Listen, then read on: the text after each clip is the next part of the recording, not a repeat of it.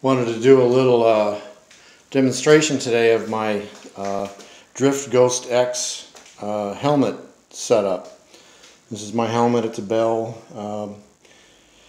helmet, ADV helmet, adventure helmet. What I did was originally I had this curved mount.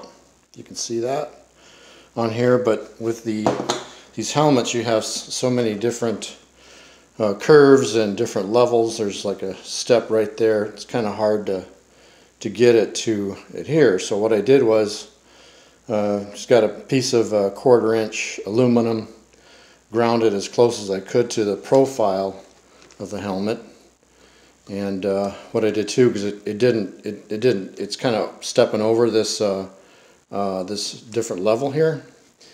What I did was to make sure that no water gets in there, I put a little silicone around, a little orange red silicone, and then I adhered my flat drift mount, you can see that, on to that. So that should give me a pretty secure mount. So now I can mount my camera on here, as you can see there, or the other option. The trouble I had with this was not a problem, but you see in a lot of videos how you can see the chin bar on the helmet, which is fine, but I kind of wanted to avoid that, so I'm going to try something else. Just got this set up here. Drop my adapter. I got a pivot mount. Here's the pivot mount, the Drift Ghost X pivot mount. Gotta take that out of there. So you can see now I can pivot this back and forth, and it gives me a little bit more sticking out a little bit more. So maybe we can avoid the chin bar thing. So I can stick that on there, and I can adjust that however I want. And this seems to be pretty solid. This seems to be some pretty heavy duty plastic. So now I can stick that on there, the camera. And with using my phone, I can adjust how I want to, what kind of angle I want to get, and I can turn it right there and tighten her down so it stays in position. And the audio on this is pretty good. So if you notice that there's some Velcro on here, this is my microphone jack. Also a little tip on the reviews that I heard. This foam ball here, it comes off real easy. So what I did was took some Velcro brand Velcro. I think you can get it at Walmart pretty cheap, and I just made a loop around that so it's adhered to the microphone cord and the ball's on there. So I can just Velcro it in any place I want. And for the adapter, you notice I have some Velcro here as well. I don't want that flopping around too much. So now I can plug in my mini USB to the 3.5mm adapter, like so.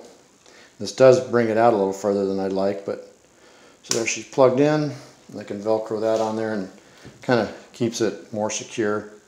My only concern is, you know, hitting a branch or something, but I think that's the case if you have a GoPro or whatever. You take the chance of whacking it off. But I'm probably going to put a tether on here on the actual mount for the drift, so that if I do, that does happen, it might get knocked off, but I don't lose the camera.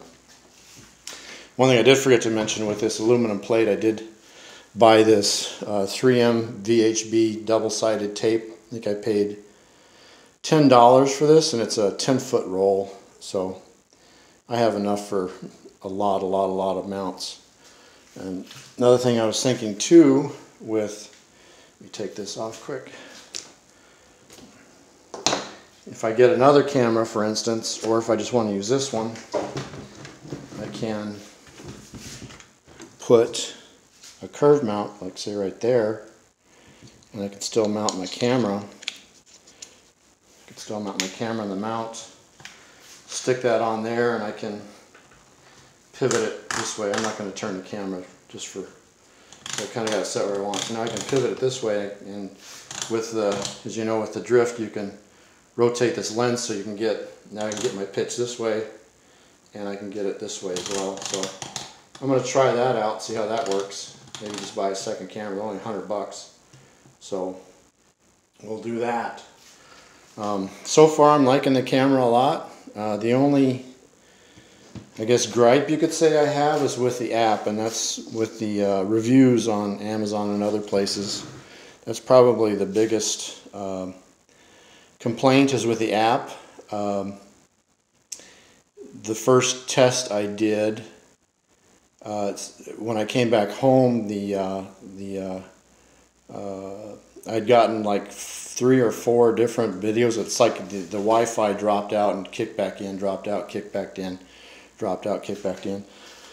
And also, with if you're using the app to start and stop your video, I found that maybe initially you can press play or press stop. Sometimes it'll work, but I did one video where, you know, I'd press stop and it would, you know, go dink, you know, tell me it stopped, but in reality it kept filming. So you're better off maybe just using the app for your initial setup so you can get your angles right and everything, and then turning off the Wi-Fi to the camera, and then